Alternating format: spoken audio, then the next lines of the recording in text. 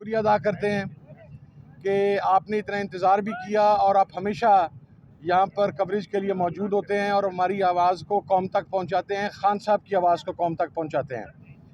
आज मुज़ाकराती कमेटी की जो हमारी साइड से है, उमर अयूब साहब की सरबराही के अंदर खान साहब के साथ मुलाकात हुई और उसके अंदर CM KP के अली अमीन गंडापुर साहब मौजूद थे।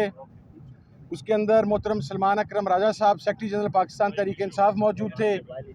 उसके अंदर मजलिस इबादत मुस्लिमीन के सरबराह राजा नासिर अब्बास साहब मौजूद थे। उसके अंदर स्पीकर असद कैसर साहब मौजूद थे और खान साहब के कुछ 4-5 पैगामात हैं जो आप तक पहुंचाने हैं। सबसे पहले तो ये कि रेमिटेंस के हवाला से रेमिटेंस की कॉल जारी रहेगी और उसकी नौबत क्यों आई कि 1971 के बाद पाकिस्तान में पहली मर्तबा किसी पॉलिटिकल पार्टी को इस तरीके से विक्टिमाइज़ किया गया, पॉलिटिकल पार्टी के बुनियादी हकूक़ सलब किए गए, पाकिस्तान तहरीक इंसाफ के कारकुनान को टॉर्चर का निशाना बनाया गया, पार्लियामेंटेरियंस की चादर और चार दीवारी का तकद्दुस पामाल किया गया और बहसीयत मजमूई सिविल राइट्स और ह्यूमन राइट्स को सस्पेंड किया गया। तो उसके ऊपर रेमिटेंस की कॉल हमारी जारी रहेगी। उसके बाद इलेक्शन के अंदर भी जो 8 फरवरी में आपके सामने हुआ, जिस तरीके से हमारा मैंडेट चुराया गया, वो भी उसके अंदर एक वजह शामिल है। और दूसरी चीज़ ये कि मुज़ाकरात के कट ऑफ के लिए जो एक टाइम फ्रेम है वो जनवरी एंड है। हम 31 जनवरी तक इस मुज़ाकरात को मंतकी अंजाम तक पहुंचाना चाहते हैं 2025 और उमर अयूब साहब जो कि लीड कर रहे हैं इस मुज़ाकराती जो प्रोसेस है सारे का सारा और हमारी कमेटी को, वो इंशाल्लाह 2 तारीख को हुकूमत को भी ये बात फॉर्मली आगाज़ कर दी जाएगी और आज आपके ज़रिए भी पहुंच जाएगी।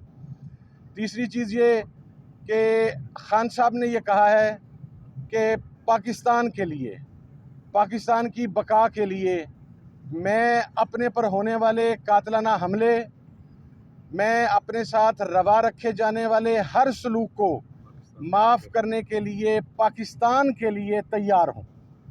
और चौथी चीज़, खान साहब ने खैबर पख्तूनख्वा की हुकूमत, CM खैबर पख्तूनख्वा अली अमीन गंडापुर साहब पर अपने भरपूर एतमाद का इजहार किया है और उसके बाद खान साहब ने पाकिस्तान तहरीक इंसाफ के तमाम कारकुनान, तमाम पार्लियामेंटेरियंस, वो कौमी असम्बली के हों, वो रिस्पेक्टिव सूबाई असम्बलीज़ के हों, उनको शानदार अल्फाज में उनके खड़े रहने पर, उनकी इस्तकामत पर, फस्तायत का सामना करने पर यह कहा है कि ये तमाम मेरा फ़ख्र हैं, तमाम पार्लियामेंटेरियन फ़ख्र हैं, तमाम कारकुनान फ़ख्र हैं, तमाम इत्तेहादी जमातें फ़ख्र हैं।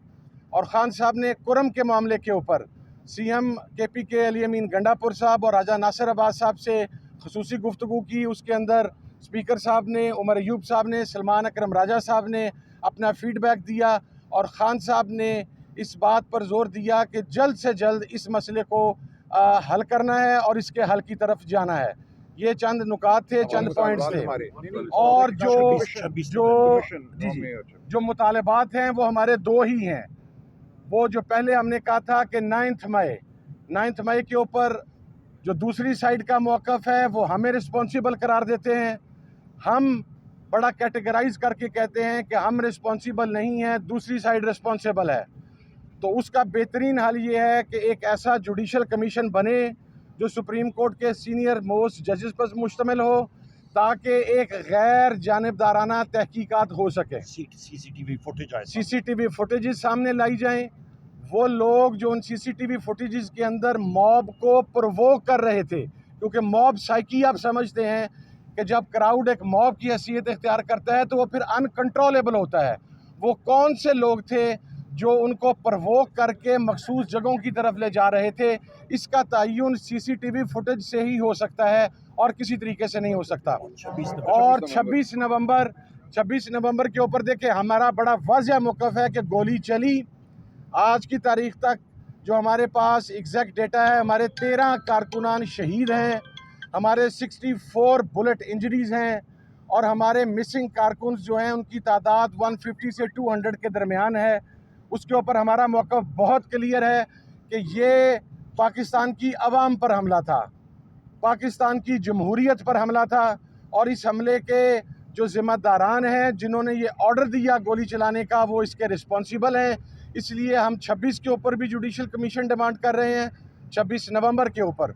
और उसके साथ साथ जो दूसरा मुतालबा था मेरा, वो तमाम जो सियासी असीरान हैं उनकी रिहाई का था, जो 9 मई से पहले, 9 मई के बाद, 26 नवंबर के केसेस में, मुख्तलिफ जलसे जुलूसों के, मुख्तलिफ कॉर्नर मीटिंग्स में, निचले लेवल से लेके ऊपर वाले लेवल तक, जो मुख्तलिफ जेलों में हैं, जिनका ट्रायल कंप्लीट नहीं हो रहा, जिसके अंदर प्रोसिक्यूशन की तरफ नहीं जा रही, उनके रास्ते में रोड़े अटकाए जा रहे हैं, उनकी रिहाई हमारे एजेंडे का हिस्सा है।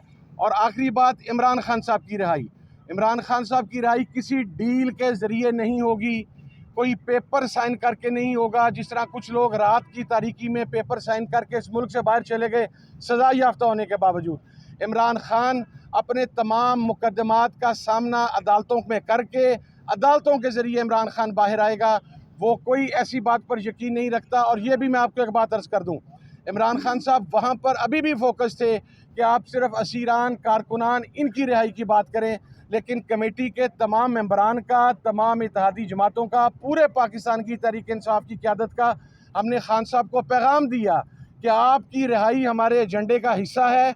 आपने एक स्टेट्समैनशिप ज़ाहिर की है, शो की है कि आपने एक लीडर का किरदार अदा करते हुए कहा कि मेरे पार्लियामेंटेरियंस, मेरे कारकुनान, उनको रिहा किया जाए। लेकिन आपके पार्लियामेंटेरियंस, आपके कारकुनान, आपकी जमात, आपके इत्तेहादियों का अव्वलीन मुतालबा ये है कि आइनी, कानूनी, अदालती तरीके से इमरान खान साहब रहा हों। और मैं ये बात क्लैरिफाई कर दूं, जिस तरह गुज़श्ता मंथ इमरान खान साहब की तमाम केसेस में ज़मानत मुकम्मल हो गई थी, रोबकार जारी होने वाली थी, लेकिन फिर कालीन का एक टुकड़ा उठाया गया और एक FIR निकाल के तो खान साहब को उसके अंदर रिमांड कर दिया गया। ये क्लियर इंसाफ का कत्ल भी था, ये क्लियर पॉलिटिकल विक्टिमाइजेशन भी थी। तो हमारी जो कमेटी हुकूमत से बात करेगी, वो इस पॉलिटिकल विक्टिमाइजेशन को रोकने के ऊपर बात करेगी। बाकी खान साहब इंशाल्लाह अपने मुकदमात को फेस करके बाहर आएंगे। और अफ़गानिस्तान पर जो हमला हुआ, उसके ऊपर खान साहब का मौक़िफ़ बिल्कुल क्लियर है। नंबर 1, हम किसी पराई जंग का हिस्सा नहीं बन सकते। हम पहले भी पराई जंग का हिस्सा बने, उसका नुकसान पाकिस्तान ने 2 लाख के करीब शहादतों की सूरत के अंदर बर्दाश्त किया। हम अब भी किसी पराई जंग का हिस्सा नहीं हो सकते। और अफ़गानिस्तान के ऊपर जो अटैक्स हुए हैं, उनकी खान साहब की तरफ से कंडमनेशन आई है। वो हमारा ब्रादर इस्लामी मुल्क है। पाकिस्तान के लैंड ऑर्डर की बहुत सारी सिचुएशन अफ़गानिस्तान के साथ बरादराना ताल्लुकात के ऊपर है। तो खान साहब ने अफ़गानिस्तान के साथ मामलात को बातचीत के ज़रिए हल पर जोर दिया है। ये तमाम चीज़ें थी जो आज वहाँ पर डिस्कस हुई हैं। अब इंशाल्लाह उमर अयूब साहब की सरबराही के अंदर 2 तारीख को हम हुकूमती कमेटी के साथ बैठेंगे और ये तमाम चीज़ें उमर भाई वहाँ पर बयान करेंगे। बहुत शुक्रिया जी, थैंक यू।